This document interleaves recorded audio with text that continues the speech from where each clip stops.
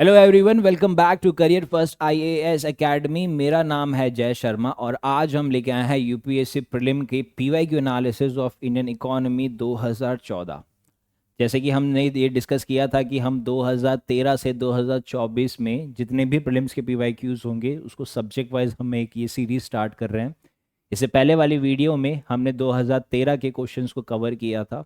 आज हम 2014 के क्वेश्चंस को कवर करेंगे। बट एक चीज़ हमेशा ध्यान में रखना कि जैसे हमने सबसे पहली वीडियो में डिस्कस किया था कि किस तरीके से यूपीएससी जो प्रीवियस ईयर क्वेश्चन है, जैसे कि 2013 के एक क्वेश्चन आएगा आने वाली स्लाइड्स में जिसके अंदर रॉन्ग ऑप्शंस जो है, जो इनकरेक्ट ऑप्शंस है, उसको यूज़ किया गया है to frame a new question, right. तो ये डायरेक्ट एविडेंस रहेगा हमारी ये स्लाइड में।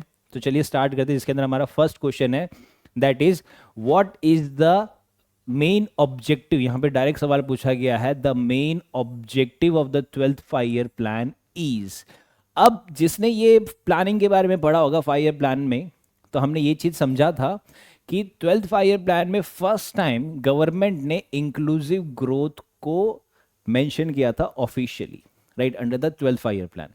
तो कई सारे स्टूडेंट्स ने ये देखा था कि जब ये क्वेश्चन आया था बोला कि 12th 5 ईयर प्लान है यानी कि इंक्लूसिव ग्रोथ है। बट यहाँ पे स्टूडेंट ने ऑब्जर्व क्या किया कि इंक्लूसिव ग्रोथ ऑप्शन ए में भी लिखा हुआ है, ऑप्शन बी में भी है, ऑप्शन सी में भी है, एंड देन ऑप्शन डी में भी है, राइट। सो जो इंक्लूसिव ग्रोथ से हम क्वेश्चन को एलिमिनेट करना था वो हम नहीं कर पाए। बट फर्दर अगर हम रिफाइंड करते हैं तो मैं रिकॉल कर सकता हूँ कि जो पोवर्टी रिडक्शन का प्लान है वो हम 12th 5 ईयर प्लान से बहुत पहले लेके आ गए थे, राइट। तो ये चीज़ हमने एलिमिनेट कर दिया।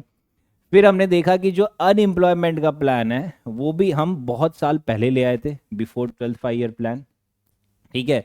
तो फिर अब बात आ जाती है सस्टेनेबल ग्रोथ की और इंक्लूसिव ग्रोथ की। बट जो ऑफिशियल डॉक्यूमेंट है उसमें ये क्लियरली मेंशन था दैट हम faster, sustainable and more inclusive growth की तरफ जाएंगे, राइट। तो उसके अकॉर्डिंगली जो मेन ऑब्जेक्टिव था 12th 5 ईयर प्लान का वो था option D. Okay, now second question है, the terms marginal standing facility rate and net demand and time liabilities sometimes appear in the news are used in relation to, right। तो यहाँ पे दो term के बारे में पूछा गया है। जैसे अगर हम देखते हैं कि एक है मार्जिनल स्टैंडिंग फैसिलिटी रेट और एक है net demand and time liabilities, right. So marginal standing facility rate क्या होता है कि ये एक रेट ऑफ इंटरेस्ट है जो कमर्शियल बैंक पे करती है किसको, रिजर्व बैंक ऑफ इंडिया को। क्यों पे करती है? क्योंकि यहाँ पे कमर्शियल बैंक क्या कर लेती है, वो लोन्स एंड एडवांसेस लेती है from the Reserve Bank of India as a overnight money. इसको कहा जाता है कि एज अ ओवरनाइट मनी रहता है, राइट।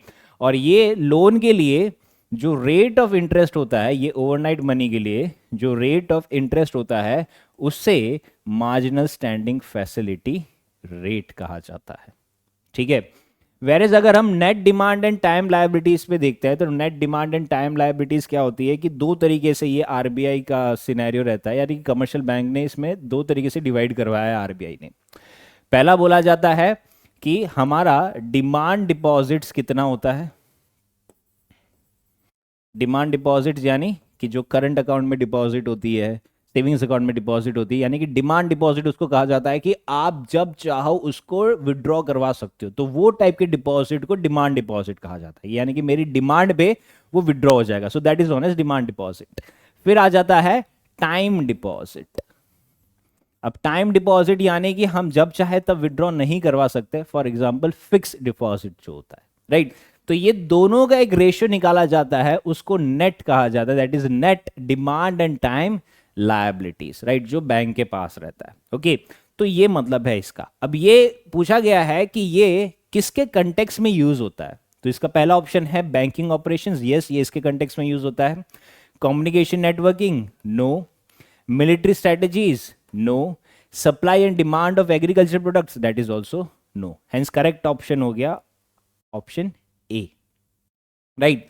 नाउ ये पर्टिकुलर क्वेश्चन है, जैसे हमने कहा था कि 2013 में एक सवाल आया था, उसके अंदर सवाल था कि an increase in the bank rate generally indicates the. तो इसका करेक्ट आंसर ऑप्शन डी था कि अगर बैंक रेट अगर इंक्रीज हो जाता है तो उससे सेंट्रल बैंक जो है वो टाइट मनी पॉलिसी फॉलो कर रही है, ठीक है। बट इसका एक इनकरेक्ट ऑप्शन था, option A, that is the market rate of interest is likely to fall. अब यहां पे ये सिंपल सा एक स्टेटमेंट दिया हुआ है जो कि इनकरेक्ट है 2013 में। अब ये इनकरेक्ट स्टेटमेंट को यूपीएससी ने 2014 में पूछा गया है कि if the interest rate is decreased in an economy it will. अब यहां पे क्या था, the market rate of interest is likely to fall, तो उसी का कंटेक्स्ट यूज किया गया है, if the interest rate is decrease in an economy it will lead to what. Okay, तो उसके बेसिस पे सवाल, तो जो हमने पहले चीज डिस्कस करी थी कि यूपीएससी किस तरीके से इनकरेक्ट ऑप्शन को यूज करता है to frame new question in the coming years और द सब्सिक्वेंट ईयर्स, तो उसके बेसिस पे हम कह सकते हैं, ये क्वेश्चन को अगर हम देखते हैं, that if the interest rate is decrease in an economy, कि अगर रेट ऑफ इंटरेस्ट डिक्रीज हो गया, रेट ऑफ इंटरेस्ट डिक्रीज हो गया यानी कि जो लोन मैं ले रहा था वो सस्ते हो गए, ठीक है। अब जब लोन लेना सस्ता हो गया है तो मतलब क्या होगा कि अब इकोनॉमी में पैसा बढ़ जाएगा, क्योंकि यहां पे कैसा है कि टाइट मनी पॉलिसी थी, ठीक है, और यहां पे कैसा है, लूज मनी पॉलिसी की बात करी गई है कि लोन सस्ता हो गया। तो जब लोन सस्ता हो गया तो लोग ज्यादा लोन लेंगे, लोग ज्यादा लोन लेंगे तो लोग ज्यादा खर्चा करेंगे, ठीक है। अब इसके बेसिस पे अगर हम आंसर देखते हैं कि अगर इंटरेस्ट रेट डिक्रीज हो गया यानी कि लोन सस्ता हो गया है, तो क्या यहां पे कंजम्पशन एक्सपेंडिचर कम हो जाएगा? नहीं, कंजम्पशन एक्सपेंडिचर उल्टा इंक्रीज होगा, ठीक है। फिर बोला गया है कि अगर लोन सस्ता होगा तो क्या टैक्स कलेक्शन इंक्रीज हो जाएगा? टैक्स कलेक्शन कब इंक्रीज होगा? जब लोगों की इनकम बढ़ेगी। यहां पे लोन सस्ता हुआ है, इनकम नहीं बढ़ी है, तो जब तक इनकम नहीं बढ़ेगी तब तक टैक्स कलेक्शन इंप्रूव नहीं होगा। फिर थर्ड है increase in the investment expenditure. अब यहां पे बोला है कि जो इन्वेस्टमेंट का एक्सपेंडिचर है वो इंक्रीज हो जाएगा। कैसे? जैसे अगर बैंक में लोन सस्ता हो गया है तो मैंने बैंक से लोन लिया, मैं एक मैन्युफैक्चरिंग प्लांट सेटअप करना है तो मैंने वो लोन लिया हुआ पैसा इन्वेस्ट कर दिया है एक प्लांट सेटअप करने के लिए। अब मेरे जैसे 10 लोग होंगे, अब ये हम 10 लोगों ने क्यों प्लांट सेटअप किया? क्यों हमने इन्वेस्ट किया? क्योंकि हमें पैसा इजी मिल गया। तो पॉइंट ये है कि जब लोन सस्ता हो जाएगा तो वहां पे इन्वेस्टमेंट एक्सपेंडिचर भी बढ़ जाएगा, लेकिन उससे टोटल सेविंग्स इंक्रीज नहीं होगी। तो उसके बेसिस पे हम कह सकते हैं कि option C is the correct answer. But remember कि 2013 का इनकरेक्ट स्टेटमेंट के डायरेक्टली उसको एक नया क्वेश्चन ही बना दिया है, right. So it is very very important कि इनकरेक्ट स्टेटमेंट्स को हमें समझना जरूरी है, ठीक है। फिर नेक्स्ट क्वेश्चन है, with reference to the union budget which of the following is और are covered under non plan expenditure. अब एक चीज हमेशा याद रखो कि जब भी आपके सामने बोला गया है कि there are several plan expenditure, तो प्लान एक्सपेंडिचर कब किए जाते हैं? जब वहां पे कोई भी तरीके का डेवलपमेंट हो रहा है या कोई तरीके का प्रोजेक्ट लॉन्च हुआ है या कोई तरीके की स्कीम लॉन्च हुई है, तो वो सारे एक्सपेंडिचर को प्लान्ड एक्सपेंडिचर कहा जाता है। यानी कि जो बाकी टाइप के एक्सपेंडिचर है, लाइक अगर हम ऑप्शन में देखते हैं कि अगर डिफेंस एक्सपेंडिचर बोला है तो क्या डिफेंस से हम डेवलपमेंट हो रहा है या कोई तरीके का प्रोजेक्ट बढ़ रहा है या सोसाइटी में कुछ भला हो रहा है? नहीं हो रहा। क्या इंटरेस्ट पेमेंट करने से कोई सोसाइटी में डेवलपमेंट हो रहा है? नहीं हो रहा। क्या लोगों को सैलरी और पेंशन देने से सोसाइटी में डेवलपमेंट हो रहा है? नहीं हो रहा। वो अपने काम के लिए सैलरी दे रहे हैं उनको। क्या लोगों को सब्सिडीज देने से सोसाइटी में डायरेक्ट डेवलपमेंट हो रहा है? नहीं हो रहा। सो ऑल दीज जिससे डेवलपमेंट नहीं हो रहा है बट स्टिल ये सरकार का खर्चा है, so that is known as non plan expenditure. तो उसके अकॉर्डिंगली इसका करेक्ट आंसर आ जाएगा option C 1, 2, 3 and 4। Next question है, the sales tax you pay while purchasing a toothpaste is a. अगर आप सेल्स टैक्स पे करते हो वाइल परचेजिंग अ टूथपेस्ट तो वो क्या है? क्या वो tax imposed by the central government है? नो। क्या वो tax imposed by the central government but collected by the state government? No. क्या वो tax imposed by the state government but collected by the central government? Yes. And then the tax impose and collected by the state government, that is also incorrect. Okay, it's a very factual based question, हालांकि इसके ऊपर अब UPSC इतने सवाल नहीं पूछता है, okay, unless until वो बहुत ज्यादा न्यूज में आ गया तो। फिर नेक्स्ट है what does venture capital mean. Venture capital का मतलब क्या होता है? वेंचर कैपिटल एक वो कैपिटल होता है कि किसी स्टार्टअप के बिजनेस के लिए जो उसको कैपिटल चाहिए होता है सेटअप करने के लिए या वर्किंग करने के लिए, तो वो वेंचर कैपिटल होता है। ठीक है, तो उसके बेसिस पे हम कह रहे हैं कि a short term capital provided to industries, no. A long term startup capital provided to new enterprises, entrepreneurs, yes. Funds provided to industries at times of incurring losses, no. Funds provided for replacement and renovation of industries, that is also no. So इसका correct answer आ जाएगा option B. That is also a direct kind of question. Next है in the context of nutritional security of India, enhancing the seed replacement rates of various crops helps in achieving the food production targets of the future. अब यहां पे क्या बोला गया है कि as per this seed replacement rate से India में फूड प्रोडक्शन टारगेट अचीव किए जाएंगे। ठीक है, ये चीज यहां पे पहले स्टेटमेंट में बोली गई है। फिर सेकंड स्टेटमेंट में बोला है कि अगर हमें सीड रिप्लेसमेंट रेट से फूड प्रोडक्शन टारगेट अचीव करने हैं तो उसके लिए हमारे पास क्या कंस्ट्रेंट्स आ सकते हैं, ये एजम्पशन पूछा गया है आपसे, राइट। सो समझ लीजिए कि प्रिलिमिनरी एमसीक्यूज में भी आपसे एजम्पशन पूछा जा रहा है कि अकॉर्डिंग टू यू अगर हम सीड रिप्लेसमेंट रेट्स लाते हैं तो उसके बेसिस पे मेरे को प्रोडक्शन टारगेट अचीव करना है, तो हमारे में क्या टाइप के कंस्ट्रेंट्स आ सकते हैं, राइट। तो पहला स्टेटमेंट बोला गया है there is no national seed policy, where is this is incorrect. India के पास एक नेशनल सीड पॉलिसी है जिसका काम क्या है, इसका मेजर काम यह है कि सबसे पहले जो सीड है उसका प्रोडक्शन करना, ठीक है। फिर सेकंड है कि वो जो प्रोड्यूस हो रहे सीड है उनका क्वालिटी चेक करना, एंड थर्ड है कि ये सीड्स को डिस्ट्रीब्यूट करना, राइट। तो ये नेशनल सीड पॉलिसी का काम है। तो इसके accordingly option A statement 1 is incorrect कि हमारे पास है ये चीज, राइट। फिर सेकंड ऑप्शन है there is no participation of private sector seed companies in the supply of quality seed of vegetables and planting material of horticulture crops.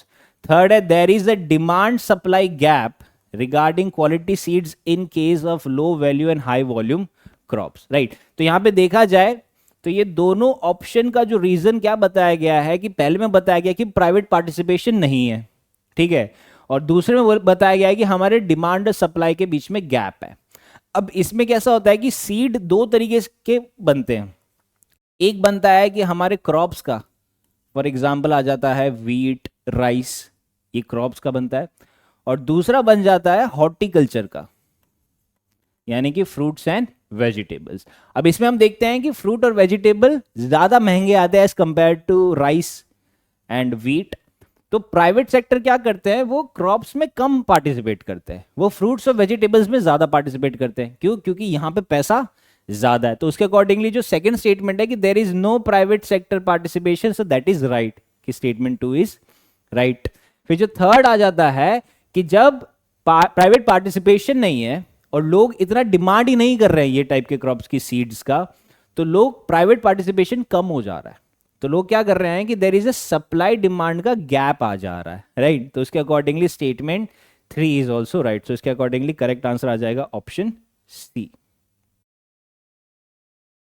right। Next is with reference to the balance of payments, which of the following constitutes the current account, right। current account का मतलब ये जो capital account होता है, student majorly ये चीज ध्यान से समझना है कि जो कैपिटल अकाउंट का मतलब ये होता है कि वो टाइप का अकाउंट जिसके अंदर कोई भी एसेट का क्रिएशन होता है, राइट। कोई भी एसेट का क्रिएशन होता है, that is known as the capital account, ठीक है। या फिर आप कह सकते हो कि ये मेरा एक एसेट है, तो वो एसेट आपका कैपिटल अकाउंट होगा। बट अगर वो आपका एसेट नहीं है, यानी कि अगर वो बैलेंस ऑफ ट्रेड है, तो वो आपका करंट अकाउंट आएगा। वो बैलेंस ऑफ इनविजिबल्स है, यानी कि इनविजिबल्स यानी क्या हो जाती है, सर्विसेज, जिसको हम देख नहीं सकते, राइट। तो वो जो ट्रेड का होता है तो वो भी इसका पार्ट आ जाता है। वेरे जो फॉरेन एसेट्स आ जाते हैं या फिर स्पेशल ड्रॉइंग राइट्स आ जाते हैं, वो कैपिटल एंड फाइनेंशियल अकाउंट का पार्ट होता है, वो करंट अकाउंट का पार्ट नहीं होता है, राइट। क्योंकि करंट अकाउंट में एसेट्स कंसिडर्ड नहीं होते, कैपिटल अकाउंट में एसेट कंसिडर होते हैं। तो इसका करेक्ट आंसर आ जाएगा option C, 1 and 3। Yes, next question is what is और आर द फैसिलिटी और facilities the beneficiaries are getting from the services of business correspondent that is bank Saathi in branchless area. अभी concept क्या, what is the concept of bank Saathi? ये bank साथी वो concept है जो, मान लीजिए कि स्टेट बैंक ऑफ इंडिया का एक बैंक साथी है। अब बैंक साथी क्या करता है, वो स्टेट बैंक ऑफ इंडिया की सर्विसेज देता है उन एरियाज में जहां पे स्टेट बैंक ऑफ इंडिया की ब्रांचेस नहीं है। ठीक है, यानी कि जो रिमोट एरियाज हो गया या रूरल एरियाज होगा जहां पे बैंकिंग सर्विसेज नहीं है, वहां पे जाके ये बैंक साथी जो एक बैंक का एजेंट होता है वो सर्विसेज देता है। अब वो क्या टाइप की सर्विसेज देता है? It enables the beneficiaries to draw their subsidies and social security benefits in the villages. Yes. Second, it enables the beneficiaries in the rural areas to make deposits and withdrawals. That is also yes. So correct answer आ जाएगा option C, both 1 and 2. The next question है, in the context of Indian economy, which of the following is or are the purpose or purposes of statutory reserve requirements होता है। ठीक है, अब ये चीज को समझने के लिए हमें रिकॉल करना है कि बेजल 3 नॉर्म्स आए थे। बेजल 3 नॉर्म्स में क्या बोला था कि जो कमर्शियल बैंक है, कमर्शियल बैंक अगर समझ लेते हैं कि चलो अगर हम वापस देखते हैं कि जो बेजल 3 नॉर्म्स आई थी, बेजल 3 नॉर्म्स ने क्या बोला कि जो सेंट्रल बैंक है, यानी कि इंडिया की सेंट्रल बैंक क्या हो गई, रिजर्व बैंक ऑफ इंडिया, उसके कुछ फंक्शंस है। वो फंक्शंस क्या कर रहा है, वो मेंटेन कर रहा है कि जो कमर्शियल बैंक्स है उसके पास 2 चीजों की कभी कमी ना हो। सेंट्रल बैंक्स जो है वो जो कमर्शियल बैंक्स है, बेजल 3 नॉर्म्स निकाले कि सेंट्रल बैंक्स को फॉलो करने पड़ेंगे। वो सेंट्रल बैंक्स क्या करेगी, कमर्शियल बैंक से वो फॉलो करवाती है। अब ये क्या टाइप का रिजर्व्स इसके अंदर रखा जाता है, जैसे जो है स्टैट्यूटरी रिजर्व रिक्वायरमेंट्स, इसके अंदर क्या बताया गया है कि सेंट्रल बैंक के लिए कुछ स्टैट्यूटरी रिजर्व रिक्वायरमेंट्स रखाए जाएंगे। क्यों रखवाए जाएंगे, इसके 2 पर्पस है।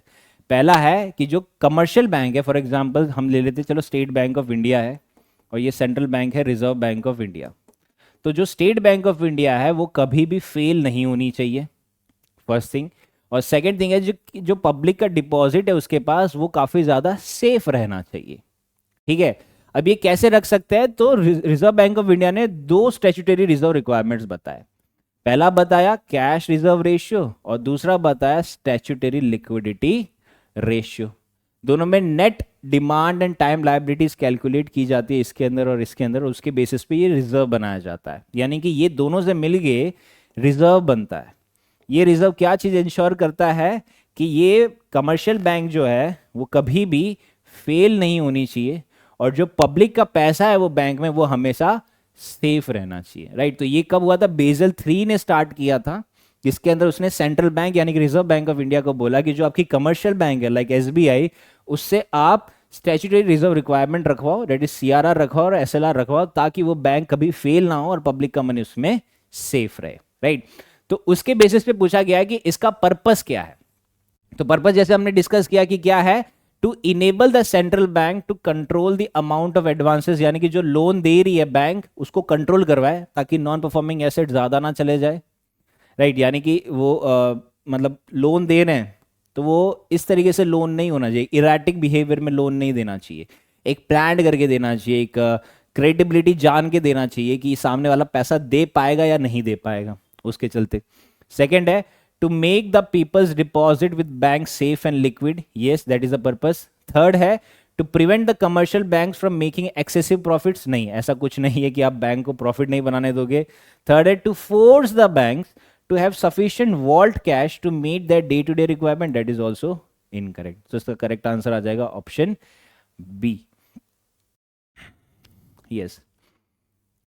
नेक्स्ट क्वेश्चन, ये करंट अफेयर का क्वेश्चन है जो 2014 में आया था, जिसके अंदर पूछा था कि जो वर्ल्ड इकोनॉमिक आउटलुक है वो कौन रिलीज करता है, राइट। तो ये पहले यूपीएससी पूछा करता था, इसका करेक्ट आंसर आ जाता है A, that is international monetary fund. तो इस टाइप के क्वेश्चन यूपीएससी कभी कभी पूछता है, right. So this is it from today's video, जहां पे हमने 2014 के सारे क्वेश्चंस देखे। बट एक चीज हमेशा याद रखना कि 2013 के इनकरेक्ट ऑप्शंस में से 2014 का एक क्वेश्चन फ्रेम किया गया है। सो दैट मीन्स कि आने वाले साल में भी ये चीज रिपीट होगी, right? So this is it from today's video. In the coming video we'll be covering more such kind of topics. Till then, stay safe and study well. Thank you.